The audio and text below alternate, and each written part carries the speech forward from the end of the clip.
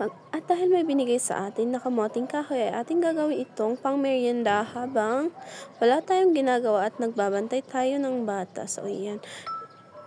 Nabalatan ko na ang ating kamoting kahoy at sinimulan ko na itong gadgarin. Ayan, tamang gadgad lang. Pagkatapos ko itong gadgarin ay ito ang naging outcome mo. Wow!